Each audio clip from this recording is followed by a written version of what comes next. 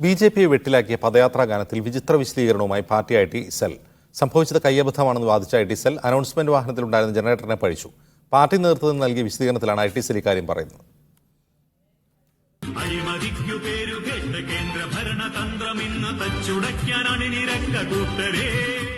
കേന്ദ്ര സർക്കാരിനെ വിമർശിക്കുന്ന ഈ ഗാനം എങ്ങനെയുണ്ടായി എന്നതിന് ഐ.ടി സെൽ നൽകുന്ന വിശദീകരണം ഇങ്ങനെ: ബി.ജെ.പി സംസ്ഥാന പ്രസിഡന്റ് കെ സുരേന്ദ്രന്റെ കേരള പദയാത്ര പൊന്നാനി ലോക്സഭാ മണ്ഡലത്തിൽ എത്തി നിൽക്കവെയാണ് ഇത് സംഭവിച്ചത്.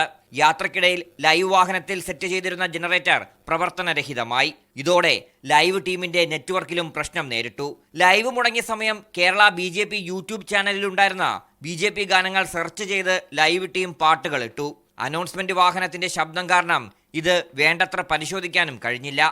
40 സെക്കൻഡ് ഈ പാട്ട് ലൈവിൽ പോയി. തുടർന്ന് പ്രോഗ്രാം ലൈവ് മടങ്ങി വരികയും ഈ പാട്ട് നിൽക്കുകയും ചെയ്തു. 3 മണിക്കൂർ നീണ്ടുനിന്ന ലൈവിൽ ആകെ പ്രശ്നമുണ്ടായത് ഈ 40 സെക്കൻഡ് മാത്രമാണ്. ഇങ്ങനെ തുടരുന്നു വിശദീകരണം. ഐ.ടി സെല്ലിനെതിരെ പാർട്ടിയിൽ രൂക്ഷ വിമർശനം വന്നതോടെയാണ് രേഖാമൂലം വിശദീകരണം നൽകാൻ കെ സുരേന്ദ്രൻ നിർദ്ദേശിച്ചത്.